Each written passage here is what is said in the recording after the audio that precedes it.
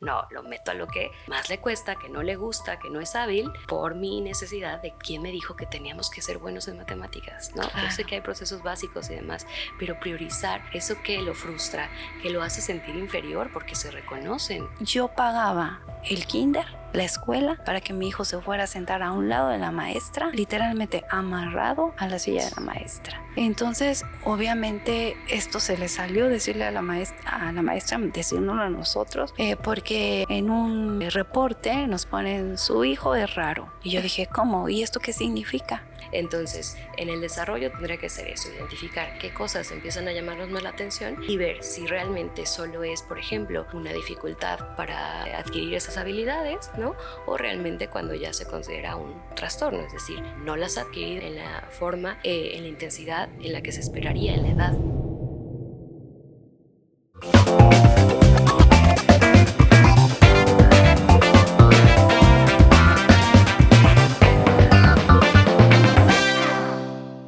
¿Qué tal, amigos de Salud a Cucharadas? Te saluda tu amiga y médica de cabecera, Xochitl Meneses. No olvides suscribirte a nuestro canal, activando la campanita y dándoles muchos likes. Bueno, el día de hoy tenemos una entrevista que es compromiso de todos poder prestar vital atención como padres de familia, como educadores. Y el día de hoy tenemos a nuestra psicóloga Laura Verónica García Uribe. Ella es especialista en neuropsicología. Y Laura, bienvenida. Muchísimas gracias por aceptarnos esta entrevista y estar aquí para compartir con toda la gente este tema tan importante que tiene que ver con la neurodiversidad. Pero antes que eso, ¿quisieras poderte presentar con la audiencia? Claro, gracias pues por la invitación. Bueno, como decías, me he orientado, mi experiencia ha sido más hacia la neuropsicología, sobre todo en edad infantil y adolescencia, y bueno, también intentando ampliar pues todo lo que de repente el mismo caso te va exigiendo, ¿no? Y es, yo digo, saber un poco de todo, ¿no? Y no es porque lo hace, pero me refiero a que todo el tiempo estar comprometidos a seguir capacitándonos y a no cerrarnos a una sola área, ¿no? Porque si no, de repente nos quedamos, creo que con pocos recursos para dar respuesta. Así es, Laura. Y entonces, tu formación, ¿cómo la fuiste? ¿Qué fue lo que te inspiró? ¿Y cómo fue que fuiste acrecentando esta formación que dices, pues, te ves obligado a aprender un Ha ido poquito de siendo. todo? Bueno, yo terminé la licenciatura en psicología y luego comencé a trabajar en áreas de discapacidad, ¿no? Empecé, por ejemplo, con chiquitos con discapacidad visual, de repente también estuve en planes un poquito más de gobierno, ¿no? También trabajando en temas de inclusión, políticas por ahí, ¿no? Como que desde el inicio me orienté a ese rubro. Pero ya estando de manera un poquito más formal, pues empecé a trabajar en una asociación donde pues llegaban ¿no? Niños con diferentes tipos de trastornos y entonces de repente por ser principiante y demás pues tienes esta referencia de otras personas, pero llega un punto en el que a veces ni ellos, ¿no? Te dan muchas respuestas y entonces es cuando empiezas a decir, bueno, ¿qué es lo que tengo que estudiar primero para poder dar respuesta? Entonces es cuando empecé a orientarme a neuropsicología, hice una especialidad en trastornos del espectro del autismo, que es donde yo siento que es mi parteaguas, ¿no? Que me dice, de aquí soy, ¿no? Es lo que más me empieza a motivar, pero sobre todo que conociendo esta condición, pues vas viendo que no es un área en la que tienes que estar pues especializada, sino al final en todo, ¿no? Y entonces en todo este proceso neurológico, pues dar respuesta a la atención, dar respuesta a lo emocional, dar respuesta a las situaciones en casa de autonomía, etcétera, lenguaje, y entonces pues por eso también me fui formando después, hice la especialidad en TEA, pero más adelante en logopedia, ¿no? Que aquí es lo de terapia de lenguaje. Y bueno, más o menos ha sido como en las áreas en las que más he estado, pero bueno, de todo, de repente también me interesa mucho temas de emoción, ¿no? Y tienes que meterte ahí, temas conductuales, evidentemente, ¿no? Entonces, bueno, surge de empezar con recibir o enfrentarte a casos que requieren de muchas exigencias, ¿no? Claro, y como lo acabas de mencionar ahorita, una cosa te va llevando a otra por la misma necesidad que vas viendo, que va pidiendo el paciente, que van pidiendo las familias. Y ahorita pues tú mencionabas estas condiciones, ¿no? Como espectro autista, las dificultades para el lenguaje, también para el aprendizaje de conducta, en fin, trastorno déficit de atención. Y hablando de tantas condiciones, de repente parece que nos perdemos en tanta información y también en decir, bueno, parece que ahora todos los niños sufren de déficit de atención y ya ahora hay déficit de atención en adultos y ya todo el mundo tiene déficit de atención. ¿Quisieras explicarnos, Laura, por qué ahora se nos da eso de generalizar y sobre todo parece que está de moda hasta las condiciones, ¿no? Entonces, ¿qué ¿a qué tú atribuyes a que se esté sobrediagnosticando incluso en las escuelas a los niños con este tipo de condiciones? Ok, pues creo que podría ser varias cosas, ¿no? La principal es la idea de norma, ¿no? Empezamos por ahí. Creo que a veces estamos tan cerrados a que tuviéramos que ser de una sola forma, aprender de un solo, ¿no? De una sola forma, un mismo ritmo, ¿no? Y entonces cualquier cosilla que de repente no embone en eso ya implica no puedo, ¿no? O no sé, o necesita atención específica, y ¿no? Y canalizamos. Y digo, no es malo, pero ¿desde dónde lo observamos? Desde yo no puedo con esto, en lugar de esta situación no es que le pase a uno. La norma en realidad es que nos pase a muchos, incluso a lo largo de la vida, ¿no? Recientemente en otra plática también explicaba esto, ¿no? Cómo todos al final en algún momento necesitamos de este tipo de ajustes, de apoyos, ¿no? Porque nadie en realidad estamos todo el tiempo dentro de esta norma, dentro de estas reglas, ¿no? Por situaciones emocionales, por situaciones de salud, por situaciones, ¿no? De lo que sea, vamos teniendo como necesidades diferentes, ¿no? No es posible responder de una sola forma durante todo, ¿no? Y entonces, no sé, a mí posiblemente no me costó tanto aprender matemáticas, pero tuve un montón de problemas en lenguaje, ¿no? En español, o, ¿no? Entonces, eso no implica que yo tenga una condición, pero sí que necesite apoyos. Y también, no por tener esta condición, nadie me los dio, tampoco es justo, ¿no? Entonces estamos como en ese dilema de, si vemos norma, queremos que todo esté encasillado, pero por no hacernos cargo, ¿no? Por no ajustar a, bueno, en tema de escuela, ¿cómo yo hago estas alternativas para que tú aprendas, no solamente que mi única forma de enseñar sea la que a ti te funcione para que aprendas, ¿no? Por un lado. Por otro, creo que sí tiene que ver con pues la falta de especialización, ¿no? A veces, no sé, tomamos un diplomadillo y pensamos que ya entendemos una condición, pero esa condición, conocerla, ¿no? No nos hace expertos en lo demás, ¿no? Claro. Y entonces tendemos a eso, como yo hice esto en TDAH, ¿no? Y entonces ya identifico perfecto esta situación, sí, pero esa situación o esos síntomas o esas características también pueden estar presentes en muchas otras condiciones o ser parte de algunos otros cuadros, ¿no? Y entonces es donde, pues como yo conozco esto, yo te hablo desde aquí, pero ¿qué pasa? Si no conoces esto y esto y esto, pues es difícil que realmente sea oportuno, ¿no? Ok, y bueno, ahorita siguiendo con esto que estás diciendo, me parece que cuando hablas tú de este concepto de lo que es normal o de la normalidad, como le dijiste, hoy por hoy nos vemos en esta irrupción de la manera de educarnos, en donde en la escuela es como, bueno, es donde brincan las cosas, ¿no? Y de repente el maestro se da cuenta y como dices tú, híjole, rompió la regla, no están todos en un cajón, ¿no? Parece que en la educación de antes era, bueno, todos en un mismo cajón y hoy por hoy sigue siendo, pero viene la irrupción de un nuevo conocimiento, tanto en la ciencia como en la pedagogía, y de repente vemos que hay otras formas de aprendizaje, que hay otras inteligencias y que no todos los niños pueden estar en el mismo cajón. Y cuando tú nos hablas de decir, bueno, nos hacen también falta especialistas y especialistas no solamente en trastornos de déficit de atención, sino en todas esas diversidades de aprendizaje, y de allí surge este concepto de neurodiversidad. ¿Qué es la Claro, neurodiversidad? que es también lo que nos va a ayudar, creo yo, o a mí me ha ayudado a entender todo, ¿no? Como de entender que el cerebro, así como cualquier parte de repente del cuerpo, de la persona, ¿no? Funciona diferente. Simplemente por ¿no? La diversidad. La diversidad se ve en todo, ¿no? Porque en la forma en la que funciona nuestro cerebro, ¿no?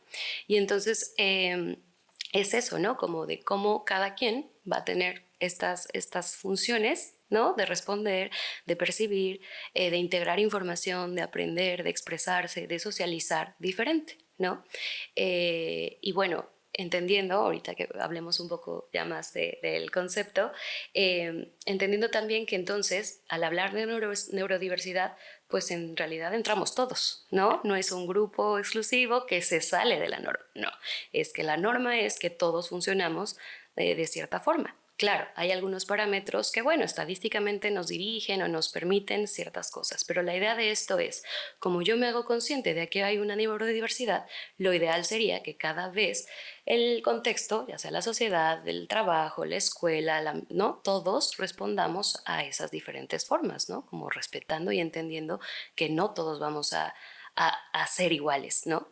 Entonces creo que eso es lo más rico de la neurodiversidad o del concepto de ir cambiando este paradigma médico del que venimos, ¿no? Donde todo lo que era diferente era encasillado en un diagnóstico, en una situación un poco más de trastorno, ¿no? De Enfermedad. enfermedad, de yo curar, ¿no? De yo intervenir para que tú mejores, ¿no? Y De no lo entender. anormal te pasamos a lo normal. Exacto, que tú te Ujú. metas cada vez en esta norma, ¿no? Y pues, ¿no? En realidad aquí es un poco distinto, entender al revés. Qué interesante. O sea, esto es sumamente interesante porque justo nos hace incluirnos a todos y cuestionar este concepto de normalidad que creo que es como lo que nos ha limitado en muchos sentidos. Totalmente. Sí, pues simplemente, ¿no? En cuestión, por ejemplo, de trastornos mentales, se dice que al menos el 50%, ¿no? Vamos a pasar en algún punto de nuestra vida por eso. Y entonces, ¿no es normal? Pues si somos más de la mitad, ¿no? Transitorios o no, o un poquito más permanentes, pero bueno, pasa, ¿no? Lo vivimos y entonces, pues por eso todos estamos incluidos. Al final también tenemos características de ciertas, no sé, situaciones, ¿no? Comportamientos, etcétera, que a veces pues dificultan un poco, ¿no? Nuestra adaptación, la socialización, etcétera, pero que no por estar tan marcadas nos implican un diagnóstico. Y entonces si todos nos fuéramos entendiendo, creo yo, desde ahí, de que con qué intensidad tienes algunas de estas características, pero que eso no te hace ni limitado, ni te reduce, no sé, la capacidad, ni los derechos, ni, ¿no? Ni las mismas responsabilidades. O sea, simplemente entender que vas a tener diferentes formas de hacerlo, que vas a necesitar diferentes apoyos o recursos para hacerlo, ¿no? Pero no una limitación en sí, ¿no? Pero fíjate, Laura, qué importante también eso, lo que estás diciendo de, híjole, la necesidad, digo, si estamos como incluyendo que todos somos diferentes y que todos aprendemos de diferente manera, pues la necesidad que hay en la pedagogía y en la manera de educar en las escuelas, de que los maestros también aprendan a tener estos recursos para no limitarse nada más a un sector de su población de alumnos, sino Totalmente. también tener herramientas y recursos para que los niños que tienen estas otras maneras de aprender también puedan sentirse parte de la sociedad, porque Claro. es una exclusión terrible y es pues hasta cierto grado violencia la que luego se vive por parte de los maestros, porque yo ya no puedo con este niño, ¿no? Claro, Entonces, claro.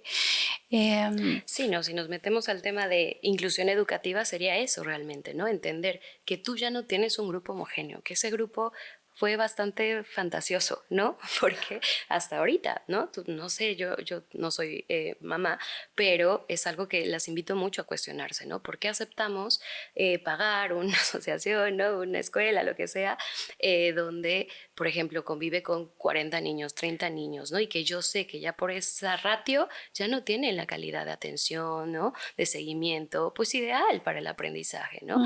Y entonces esa es la primera premisa, ¿no? Pero después vienen más cosas de cómo tú tienes objetivos específicos para él y no generales, ¿no? Cómo respondes a sus necesidades y no solo a un programa o a un libro o a una editorial que te ponen de esto se ve en el año primero, ¿no?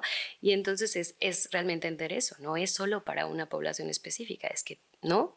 Personas que no tenemos un diagnóstico específico o algo así, también necesitamos como ese aprendizaje mucho más individualizado que dé respuesta a lo que, ¿no? En cada etapa, en cada momento, pues necesitamos, ¿no? Entonces es una transformación total, ¿no? Yo Sí, sé que es compleja y demás, pero bueno, creo que el irnoslos planteando al menos nos va dando camino a que hay otras formas, ¿no? claro, porque esto es como muy revolucionario, Sí.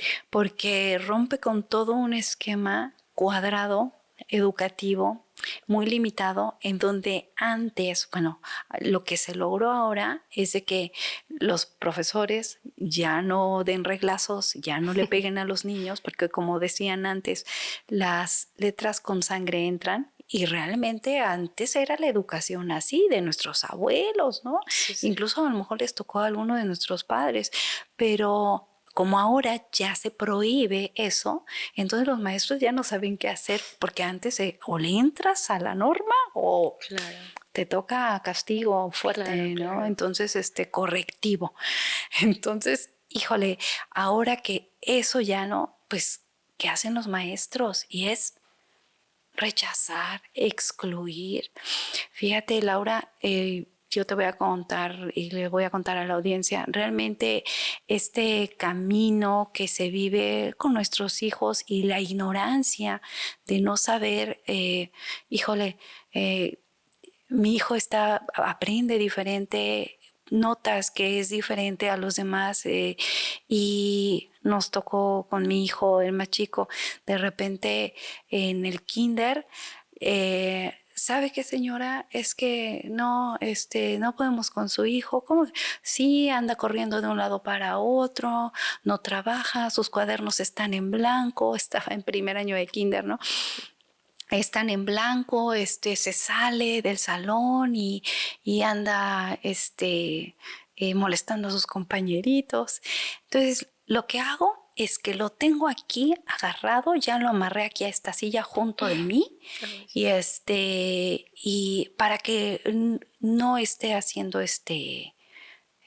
pues travesuras sí, sí. que saquen de la concentración a los compañeritos, ¿no?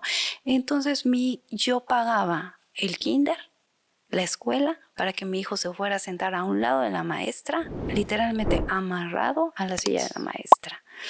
Entonces, bueno, obviamente esto se le salió decirle a la maestra, decírnoslo a nosotros, porque en un reporte nos ponen su hijo es raro. Y yo dije, ¿cómo? ¿Y esto qué significa? ¿No? Entonces vamos, mi hijo tenía 4 años de edad, eh, el impacto que te toca como padre recibir esto es como, oh, ay, híjole, pues es doloroso, Laura. Total. Y digo yo, se los comparto porque seguramente a más de 10 nos ha sucedido y muchos más. Y de repente, ¿cómo le hago yo como padre? Voy a la junta, no, su hijo esto, su hijo aquello, es raro y seguramente su hijo va a pasar esto y esto y esto, ya dándome como un diagnóstico a futuro muy, muy trágico. Ujú. Eh, Fuimos mi esposo y yo, recibimos esas, no, porque es que, ¿por qué es raro? ¿A qué se refiere con raro? No entiendo este concepto. Ya fue cuando nos dijeron, no, pues hay que llevarlo a psiquiatría, ¿no? Y entonces, psiquiatría, pero como, ¿por Directamente. qué, no? Entonces, el comportamiento que había en la escuela era muy diferente al comportamiento que había en casa. No entendíamos, pero sí fue un shock. Antes, bueno, pues mi esposo es médico, yo también. Entonces, primero, ¿quién te emite un diagnóstico así? La pedagoga. ¿Y qué estudios tienen o qué facultad tiene usted para emitir un diagnóstico? Claro, no. Primero que nada. Y número dos, pues háganos un escrito. Pero como decíamos con mi esposo, las personas que no tienen una formación en la salud y que como padres te dicen esto con tu hijo, ¿cuál es el curso de ese niño? ¿Qué van a hacer esos padres con ese niño? ¿Hacia dónde se van a dirigir? ¿Y cómo va a ser tratado ese niño? Y esa es la preocupación tan Claro. grande que tenemos los padres y que, bueno, pues ahora con este ejemplo que te acabo de dar y que no es el kinder, ya después pasa a la primaria y te están llamando a cada Se repite. rato, oye, mira, pasa esto, pasa aquello, señora, ya su hijo me faltó al respeto, y ya me quitó la autoridad. Eso fue después, ya como estábamos como en tercer año de primaria, su hijo me quitó la autoridad. Eso me lo dice a mí una maestra. O sea, como un niño de 9 años le puede quitar la autoridad a un profesor. Claro. Y en fin, creo que este recorrido y muchas veces nos falta orientación. ¿A quién acudir? ¿Cuál es el especialista al que debo consultar? ¿El psiquiatra, el psicólogo, el neuropsicólogo? Laura, ¿qué campo cubre la neuropsicología y cómo buscar cuáles son como los puntos que como padres tenemos que tener claros para poder acudir al neuropsicólogo? Claro. Primero entender, bueno, si se trata de edades tempranas, por ejemplo, y que la escuela es la primera que empieza a identificar cosas, a derivar, entender realmente en qué áreas, ¿no? Bueno, lo ideal sería primero hablar de lo positivo, es decir, bueno, yo sé que no está sentado al igual que los demás, ¿no? O no sigue las reglas de la misma forma, pero fíjate que me he dado cuenta que tiene un lenguaje muy fluido, o fíjate que es muy bueno dibujando, ¿no? Qué diferente sería presentarte un caso desde las alertas, las cosas que me van llamando la atención, pero las cosas que también tiene positivas, porque todos los van a tener definitivamente, ¿no? Pero Claro. ¿cuántos reportes te dieron positivos, ¿no? ¿Cuántos reportes, cuánta información de conocer al niño, de conocer sus habilidades, etcétera, te dieron, ¿no? A veces nulas. Y yo creo que ese es el compromiso de todos los especialistas que estamos como en la edad temprana, ¿no? A veces es la escuela, pero a veces la guardería, a veces es el pediatra, ¿no? Etcétera. Entonces, bueno, desde ahí. En tema de neuropsicología, entonces, cuando nos van identificando, a veces es a partir de especialistas externos o los mismos papás, que algo pasa en el desarrollo, ¿no? Que las cosas más o menos esperadas, sobre todo cuando empezamos a comparar con otros niños, ¿no? Que los llevamos a Ajá. la fiestecita y vemos que el otro habla y este no tanto, o que el otro ya es muy hábil para subir, bajar, ¿verdad? O hacer las cosas solo, etcétera. Bueno, nos van llamando cosas la atención. Yo creo que los papás cada vez están un poco más enterados de esos hitos, ¿no? Que a veces pareciera que solo el pediatra te podía decir, ¿no? Cuando tiene que empezar a hablar, cuando tiene que empezar a hacer esto y el otro. Creo que los papás cada vez están un poquito más enterados, pero bueno, lo importante sería eso, cuando tú vas teniendo ahí alguna espinita de qué pasa, simplemente tener una valoración, ¿no? Una valoración de un especialista en el neurodesarrollo, ¿no? Pues normalmente se esperaría que fuera de un neuropsicólogo, ¿no? Que tuvo realmente una formación un poquito más amplia de cómo se desarrolla el cerebro y entonces evaluar esas habilidades que se van adquiriendo, ¿no? De manera evolutiva. A veces, pues bueno, están estas áreas un poquito más físicas, ¿no? Como pues terapeutas ocupacionales o terapeutas físicos, ¿no? Que evalúan más el aspecto motor o, ¿no? El gateo, todo esto que tiene que ver con el manejo del cuerpo, ¿no?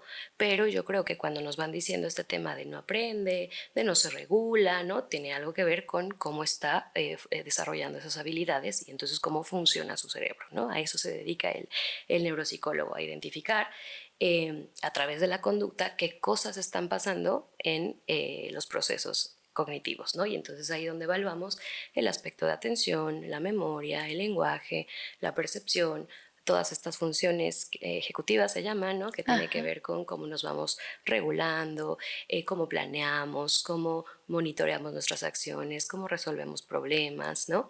Entonces, en el desarrollo tendría que ser eso, identificar qué cosas empiezan a llamarnos más la atención y ver si realmente solo es, por ejemplo, una dificultad para adquirir esas habilidades, ¿no? O realmente cuando ya se considera un trastorno, es decir, no las ha adquirido en la forma, en la intensidad en la que se esperaría, en la edad que también se esperaría, ¿no? Y entonces necesita apoyos que lo ayuden a veces a desarrollar esas habilidades a través de recursos externos, ¿no? De mucho más trabajo, de muchas más técnicas, estrategias, etcétera, o a veces compensar, ¿no? No le va a ser tan fácil adquirirlo, pero vamos a buscar un recurso que le permita llegar a hacerlo de manera un poquito más autónoma y funcional, ¿no? Claro, y bueno, ahora que digo, recordando y como este caminito, ¿no? Que, híjole, ¿y ahora qué sigue? ¿No? Y vas con un psicólogo y vas con otro psicólogo y te das cuenta como que las cosas no están funcionando adecuadamente. Digo, por eso es importante conocer la Claro. neuropsicología y bueno, y de repente, bueno, es como, híjole, ¿es espectro autista o es déficit de atención o es un niño malcriado? ¿No? Porque de repente es así como que, bueno, es que a lo mejor estamos siendo muy permisivos, no ponemos límites.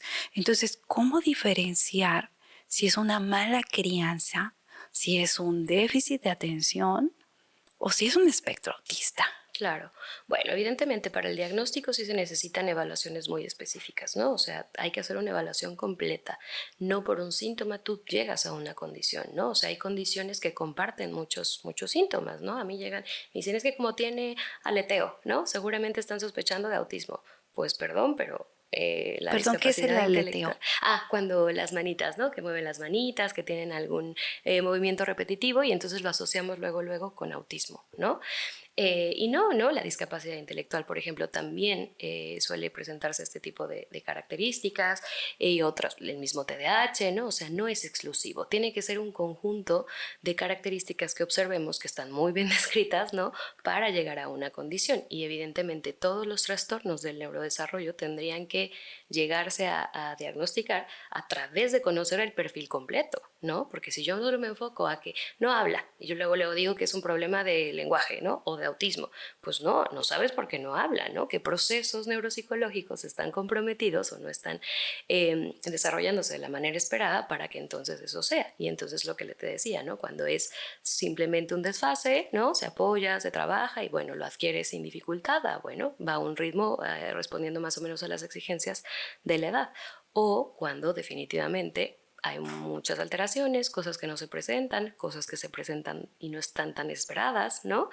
Entonces, por ejemplo, en el tema de autismo, ¿no? Pues todo esto de los movimientos no es una parte natural del desarrollo, ¿no? Son cosas que de repente yo les digo que están un poquito de más y nos llaman la atención, ¿no? La inflexibilidad, ¿no? Por ejemplo, entonces que quiero hacer lo mismo, que me cuesta mucho los cambios de rutina, de actividades nuevas, ¿no? De materiales diferentes y es ahí lo que a veces no es tan esperado en el desarrollo. Y entonces eso es como lo que nos permite llegar a ciertos diagnósticos. Pero te digo, surge de evaluar todo. Si yo no sé cómo está este niño en todas las áreas, ¿no? En cognición, en motricidad, en socialización, en autonomía, y yo me voy solamente a una característica, el diagnóstico no va a estar, no va a ser preciso, ¿no? Y yo lo que promociono mucho y sobre todo desde este paradigma de de la neurodiversidad es que al final el diagnóstico no te da mucho, te da el perfil, te da el qué le vas a ofrecer, el cómo lo vas a acompañar, el qué apoyos vas a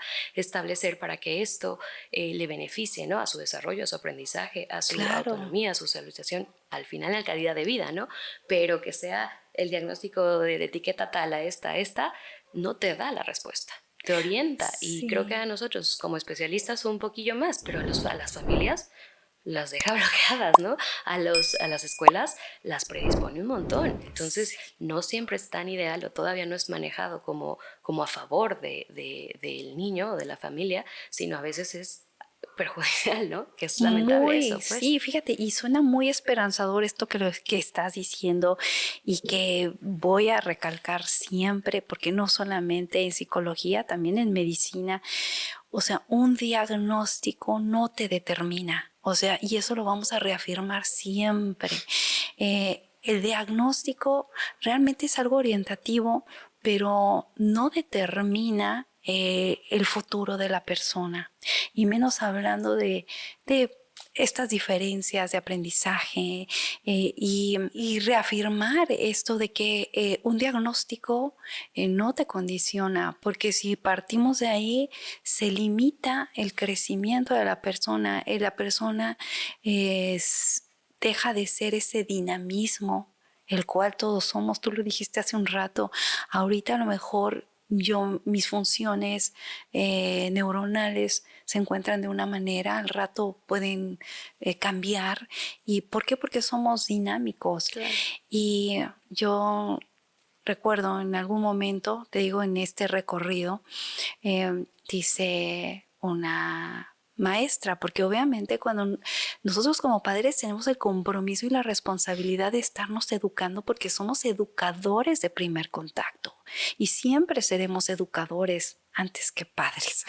Entonces es nuestra responsabilidad y compromiso es actualizarnos en esto, porque aquel que tú consideras una autoridad, llámese maestro, llámese médico, llámese psicólogo, en este ámbito hablando, a eso le haces caso, a esa persona.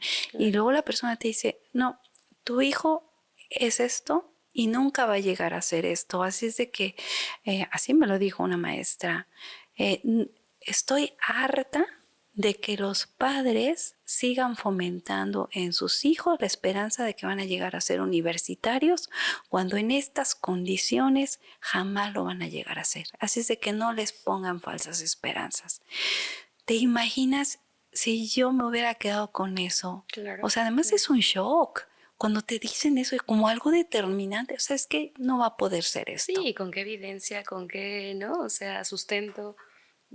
¿Qué control tendría ella, no? Es un superpoder, creo yo, poder determinar eso. Incluso, no sé, se me hace muy, muy inoportuno. Pero creo que eso es súper importante entender también, o lo importante sería que ustedes se queden con esa idea, que ni el pediatra a veces, ¿no? Ni el mismo neurólogo, ni el psicólogo, el maestro, en las licenciaturas tenemos esta formación. Siempre es por procesos de posgrado, ¿no? O sea, especializaciones, etcétera, pero en la carrera no nos dan esta información, ¿no? Yo recuerdo de autismo haber revisado, por ejemplo, un párrafo. Imagínate, un párrafo de una materia en algún semestre. Y de ahí no se volvió a tocar el tema, ¿no? O sea, estábamos también hace varios años ya, pero no son temas que se aborden, ¿no? Que nos hagan especialistas por hacer una licenciatura. Entonces, entender que yo a ir a un psicólogo sí tengo que buscar qué especialización tiene, ¿no? Claro. O sea, qué más se ha dedicado a atender, a estudiar, ¿no? Porque si no, pues no va a ser tan viable que me dé una respuesta certera, ¿no? La licenciatura no nos habilita en este tipo de diagnósticos. Claro. Entonces, el neuropsicólogo, y hablando específicamente de temas de neurodiversidad, te da los recursos y las herramientas para resaltar las fortalezas que tiene cada individuo como ser individual, ¿no? Y ayudar a que esas debilidades que tienen puedan mejorar o... Mejorar, a veces compensarse. Compensarse. ¿No? Decía, claro, porque yo creo que lo principal es entender las fortalezas, que eso es también parte de los puntos de por qué neurodiversidad, ¿no? Porque es quitar este estigma de un diagnóstico tiene solo aspectos negativos, tiene solo diferencias que lo ponen por debajo de, ¿no? De nuestras capacidades, de nuestras posibilidades, ¿no? No, al revés. Está comprobado, ¿no? Que cada una de estas características responden en áreas mucho mejor que la norma, ¿no? Vemos nosotros, por ejemplo, desde nuestra cultura, desde nuestra sociedad, el TDAH, ¿no? Entonces, híjole, estos chiquitines que les es muy difícil mantenerse tranquilos, ¿no? Y tienen un nivel elevado de actividad motora, etcétera, ¿no? Y entonces para nosotros es un problema porque, ¿qué quieres? Que un niño esté sentado 5 horas. Pero entonces eso hace que él tenga el problema ¿O qué pasaría si el contexto fuera diferente? Que fueran dinámicas un poquito más movidas, que no necesariamente se hubiera que aprender a hacer una actividad solamente sentado, que hubiera diferentes espacios para hacer actividades y no solo en un mismo salón, ¿no? Igual, si nos vamos en el tiempo, estos perfiles en una sociedad distinta, vamos a un ambiente rural, por ejemplo, serían, ¿no?, mucho más valorada su característica de, híjole, tiene un montón de energía y hace y va y resuelve, ¿no? Pero nuestra cultura lo ve como una dificultad, ¿no? Entonces lo ve como algo negativo y el punto es verlo diferente, ¿no? No porque esto realmente nos ahorre la realidad de que a veces se enfrentan a una situación de dolor, Sí. ¿no?, de padecer, etcétera, no, pero que no todo es eso, ¿no? Y que muchas veces si sabemos valorar estas características podemos darle respuestas a lo que son, ¿no? Y entonces orientarlo a que se dediquen a actividades que coincidan con eso, ¿no? Y no Claro. necesariamente, insisto, a lo que pareciera que debería ser o que queremos que sea, ¿no? Entonces, cada una de las situaciones del neurodesarrollo o de las alteraciones del neurodesarrollo en realidad es eso, ¿no? Ver que van a tener habilidades en el autismo, ¿no? Hay muchas empresas, por ejemplo, que ya han definido solamente contratar personas con autismo que no tienen un compromiso intelectual, etcétera, y tienen habilidades por encima del promedio, cognitivas por encima del promedio. ¿Por qué? Porque tienen, ¿no?, por ejemplo, un ojo súper bueno para identificar un detalle de cierta pieza de no sé qué de la computadora, ¿no? Y que Ujú. nadie más, ¿no?, podríamos hacer tan bien como ellos. Entonces es valorar esa Ajá. diversidad, ¿no? Eso Ujú. es a lo que se refiere, como las diferencias no tienen que ser un juicio, tienen que ser algo que nos suman. Como yo no puedo, seguramente tú, y como tú no harías algunas cosas, podré hacerlas yo, ¿no? Y mutuamente trabajamos realmente en este sistema. No todos hacer lo mismo, no todos ser buenos en lo mismo, o no todos tener el mismo nivel, ¿no? Fíjate, a ver si te estoy entendiendo. Voy a hacer una analogía y tú me dices si va por ahí. Es como poder ser muy cautelosos en identificar esas potencialidades que tiene cada persona que tiene esta neurodiversidad y resaltarla, ¿no? Por ejemplo, no sé, un águila. A lo mejor el águila no puede caminar, no puede correr, pero bueno, vuela como los demás pájaros, pero tiene una vista súper increíble, súper dotada, que otras Claro. aves no tienen, ¿no? O por ejemplo, no sé, cómo tener esta especialización eh, neurocognitiva o que, que pueda ser sobreponerse al resto de los normales, ¿no? Ujú. Y, y obviamente allí sacar la máxima potencialidad de esa persona y pues hacer que sea el mejor en lo que hace, ¿no? Claro, claro. Es que volvemos a lo del inicio, ¿no? La norma depende de nosotros, ¿no? De qué queremos que sea esperado y qué cosas las vemos como mal. No porque no sea de la mayoría, tiene que estar mal, ¿no? Entonces, como padres, nosotros tendríamos que afinar ese ojo clínico como padres y ver, ay, mi hijo, yo veo que en esta parte es súper bueno. Y entonces potencializar Totalmente. esa cualidad. Que lo explicas mucho también con ejemplos de TDAH, ¿no? Que típico en la escuela son estos chiquitines que entonces matemáticas no le va bien y va a reprobar matemáticas, no sé qué, pero es buenísimo en educación física y, ¿no?, es el mejor anotando, ¿no?, y entonces lo meto a clases de matemáticas porque va mal. ¿No? En lugar de potencializar su habilidad motora, ¿no? Su habilidad física. ¿Y por qué no Wow. meterlo entonces a torneos de básquet y no sé qué, ¿no? No, lo meto a lo que más le cuesta, que no le gusta, que no es hábil, por mi necesidad de quién me dijo que teníamos que ser buenos en matemáticas, ¿no? Yo sé Claro. que hay procesos básicos y demás, pero priorizar eso que lo frustra, que lo hace sentir inferior porque se reconocen, Ay, ¿no? sí, se Y ya deprimen. metemos a temas obviamente emocionales que dices, bueno, ¿y qué es prioridad? ¿No? Tu 10 de matemáticas y, ¿no?, esa necesidad de responderle a la escuela porque no le estás respondiendo a tu hijo no tiene esas necesidades, ¿no? Perdón que te interrumpa, Laura, pero fíjate, esto que estás diciendo y que como padre nos toca es aquello que se te dificulta, ahí te meto a clases extra de mate y todo. Y entonces llega un momento que hay una resistencia entre papás e hijos, la relación se También. vuelve más tensa y ven que tienes que ir porque tienes que sacar la materia y entonces el niño ya no quiere y se le baja la autoestima al niño, a nosotros nos enoja y se vuelve una lucha ahí y se nos olvida que hay que fortalecer esas cualidades que tiene para que se motive, para que su autoestima esté más alta.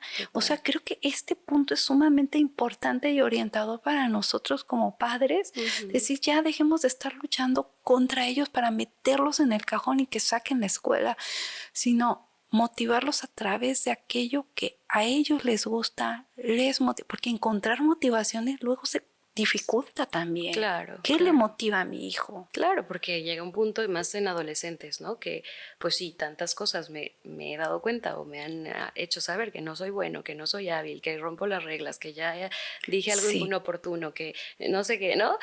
Todo lo que debo de mejorar, que de repente, pues mejor ya no hago nada, ¿no? ¿Para qué lo intento si va a Eh, fallar? ¿Para qué lo hago si me vas a regañar? Si, aunque hoy sí, lo hice bien y ya fallé al otro día, ya tú te fijaste en mi error y no en mi pequeño esfuerzo, ¿no? justo. Tendemos mucho a eso y sí, sí afecta. Y eso se le agrega depresión. Claro, y la Ay, relación, por ejemplo, Dios. ¿no? El círculo de apoyo que realmente no lo identifiquen como a través de los familiares directos, ¿no? También eso creo que es algo que compromete mucho y es preocupante, ¿no? Entonces, Sí. yo creo que ahí es lo importante, que como papás todo el tiempo se cuestionen a quién le están dando respuesta, ¿no? ¿A qué necesidades están viendo? Yo creo que lo importante es las de tus hijos, ¿no? A veces te preocupa un poco las de la sociedad, las de la escuela, las de, ¿no? El que El dirán, amiguito que ya sabe idiomas, que no sé qué. sí, la Pero, comparación con otros niños. exacto. Y entonces es a lo mismo, ¿no? Como de, bueno, pero tu hijo, ¿qué quiere? ¿Qué le toca? ¿Qué le gusta? ¿No?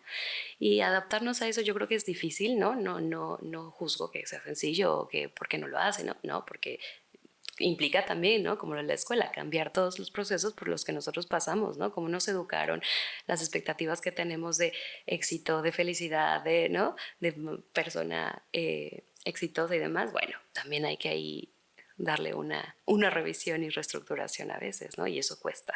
Claro.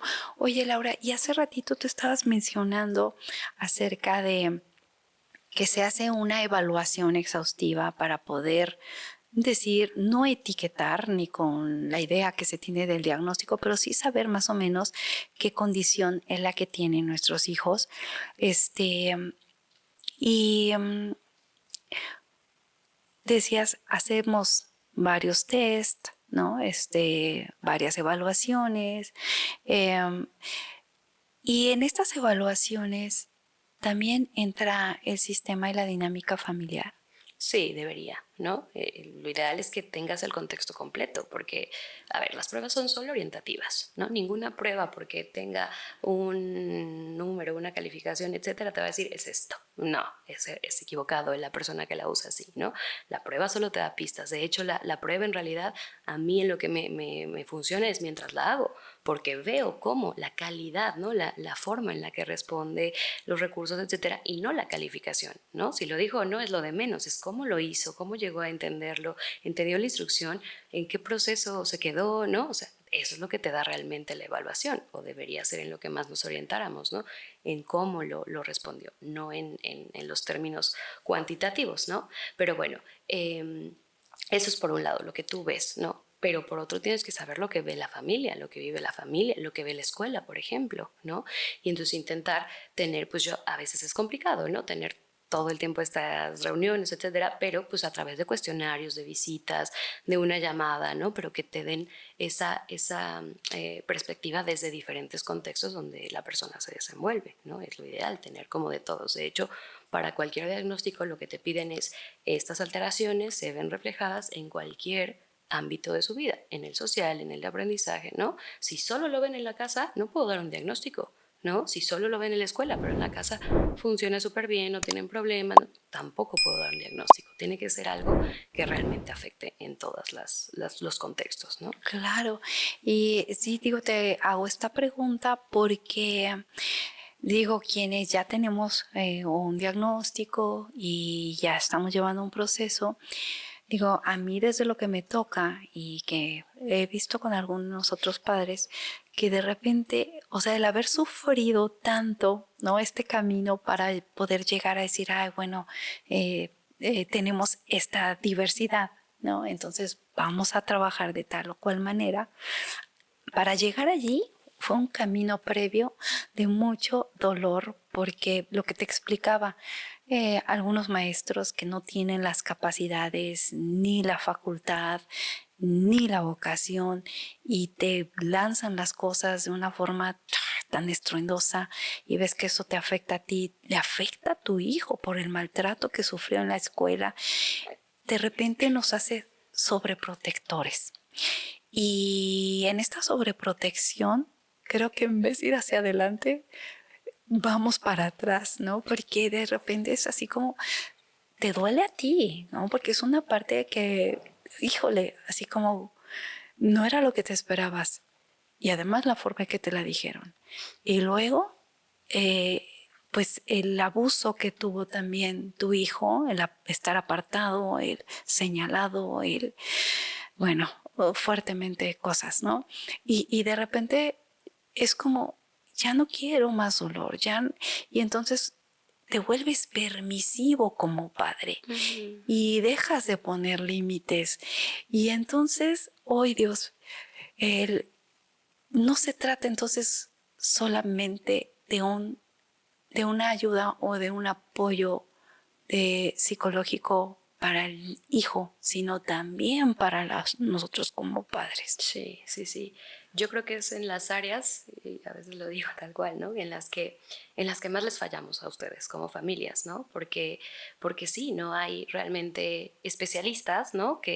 Bueno, obviamente los hay, me refiero a la cantidad de personas, ¿no? Para la demanda, que hagan estos acompañamientos, ¿no? Que entendamos realmente desde pues estos recorridos tan pesados, ¿no? Esta constante, pues yo entiendo como retos, como frustración que todo el día vives. ¿Por qué? Porque no solamente es en lo que te preocupa, ¿no? Que pasa directamente con tu hijo, etcétera, sino lo que sabes que a consecuencia de eso puede seguir pasando, ¿no? En el mundo fuera o más adelante, ¿no? Entonces, sí creo que falta mucho ese tipo de servicios. Es en lo que yo, por ejemplo, y de nuevo, ¿no? Estoy formándome porque sé que también por ahí hay que dar respuesta, Es ¿no? una necesidad grande. Totalmente, totalmente. Y digo, en mis posibilidades, pues siempre es esto, ¿no? Que en las mismas terapias ustedes como familias exijan, ¿no? Estar presentes, exijan ya hacer un papel mucho más activo, ¿no? No estas terapias donde lo dejas y no te enteras de qué pasa o qué hiciste y, ¿no? ¿Qué tengo que trabajar? ¿Cómo esto lo puedo aplicar en mi día a día, ¿no? O sea,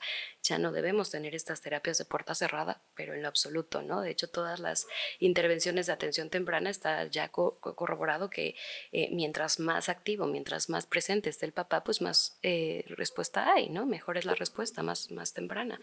¿Por qué? Porque ellos son los que pasan todo el día con los niños. Nosotros podemos tener 1 hora a la semana, 2, 5, las que quieran, ¿no? Por volver muy intensiva la terapia, pero no se va a reflejar o no se va a comparar con las situaciones reales de casa, de la comida, del baño, de no la rutina normal donde tiene que poner en práctica esas habilidades, esos recursos, ¿no? ¿Y quién los hace? Pues la familia, ¿no? Claro, Entonces, mientras fortalecer. más formación tengan ellos, mientras más capacidad de entender cómo generar estas oportunidades de aprendizaje, ¿no? Los apoyos en su caso, etcétera, pues mejor va a ser para tu programa de intervención, ¿no? Entonces ya no es esto de yo te digo qué hacer y yo te digo como especialista qué es no, al contrario, ¿qué pasa? Dime cómo juntos generamos, ¿no? Alguna estrategia para dar respuesta a tu hijo, pero también a ti, ¿no? En la dinámica de la familia. Yo digo que es como las dietas, ¿no? A veces vas al nutriólogo y ya sabemos que tendríamos que comer frutas, evitar grasa, bla, bla, bla, pero si el nutriólogo no hace una exploración de tu día real, Exacto.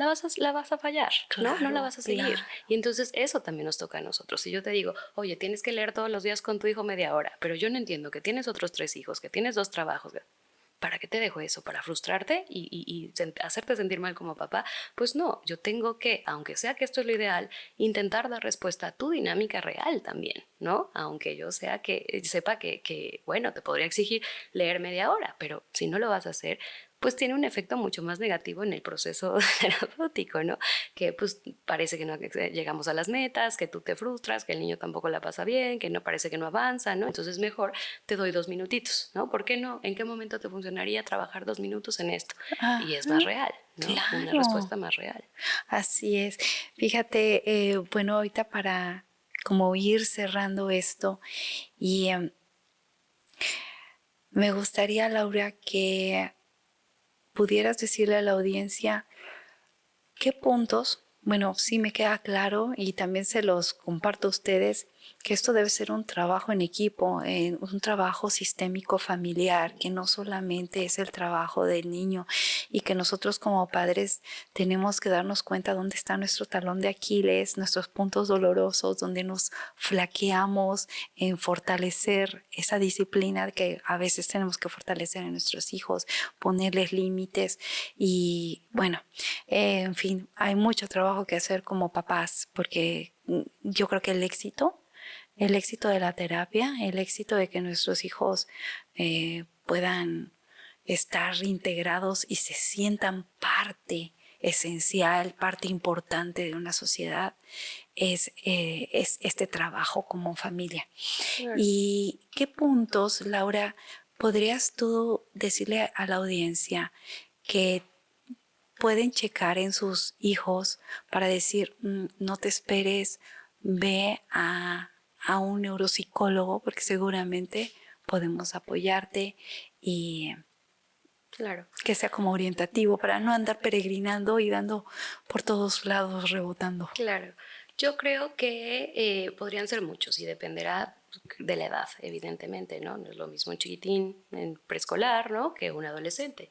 Pero, ¿cuánto disfruta de su día, no? Lo primero es, ¿cómo va la escuela? ¿Qué tal la pasa en la escuela? ¿Qué te dice de la escuela? ¿De sus amigos? ¿Tiene amigos? ¿Se relaciona? ¿Le es fácil? ¿Es difícil? ¿No? Sus niveles de frustración, por ejemplo, ¿cómo le va cuando pierde, cuando tiene que esperar, cuando tiene que ceder, ¿no?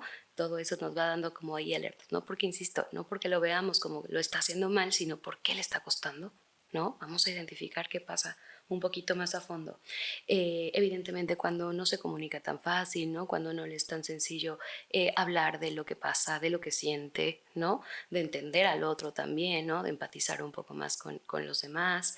Eh, yo digo que las calificaciones no son tan reales como el cómo te cuentan que les fue, ¿no? Que saben, que aprenden, que lo disfrutan, ¿no?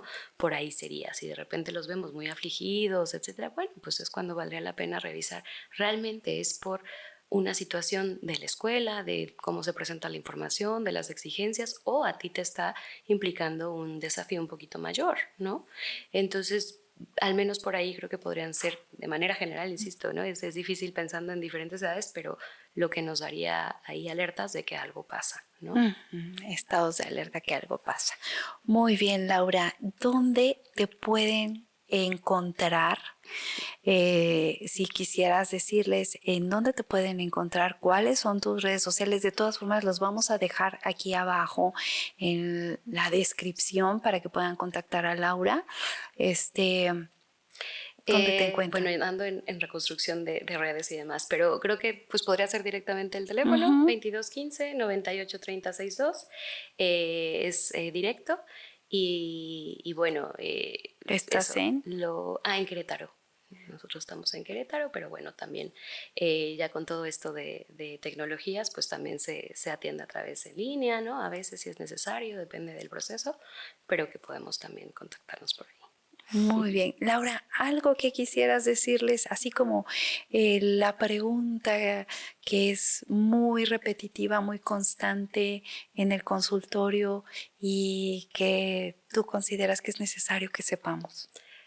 Yo creo que esto que decías, ¿no? Como de, ¿qué va a ser de ellos? No permitan que nadie les diga qué va a ser de ellos, ¿no? O sea, esto es una situación de día a día, de paso a paso, de mutuamente como familia y como integrante que se necesita y nadie te puede decir que porque hoy no sepa hablar tenga un pronóstico de este tipo o porque hoy ya no está avalado eso, ¿no? Chiquitines que de repente hasta los 9 años hablaron y demás, lo logra, ¿no? O sea, y no por poner expectativas fantasiosas ni mucho menos, simplemente porque nada de esto, insisto, ningún diagnóstico te predispone a algo, ¿no? O sea, ya tenemos cada vez más apoyos, estrategias, recursos, la misma tecnología ha avanzado un montón para dar respuesta a todas estas alteraciones o dificultades que, bueno, nos permiten seguir avanzando, ¿no? Entonces, pues el punto número uno es eso, que nadie les pueda definir eso, ¿no? En realidad eso es una respuesta del día a día y que tampoco ustedes estén tan preocupados por eso, porque no tenemos ese control, nadie, ¿no? Ni como papás, ni como especialistas. Entonces, bueno, el punto es hoy, ¿qué necesitas? Hoy, ¿cómo aseguro tu calidad de vida? ¿No? Así Sería, es. creo que siento que es lo que más les preocupa y que a veces, pues sí, no hay una respuesta, pero que la idea es que vean el hoy, ¿no? Vean el día a día y vean lo que hoy realmente les da respuesta, ¿no? Claro. Ay, Laura, te agradezco muchísimo tu No, compañía. muchas Has sido gracias a un ti por la ángel en invitación. nuestras No. vidas. Y de verdad, busquen, por favor, esta rama de la psicología que nos va a ayudar muchísimo. Neuropsicología esperanzadora como padres, como familia y para nuestros hijos. Así es de que todas sus preguntas, los temas que ustedes quisieran que abordáramos aquí en Salud a Cucharadas. Somos una familia, toda la humanidad, y merecemos tener conocimiento profesional y de calidad. Por favor, pónganos sus comentarios, sus preguntas y aquí dejamos la información de Laura. Muchas gracias por escucharnos y los esperamos en la próxima entrevista. Hasta pronto. Gracias, Laura. Gracias a ti.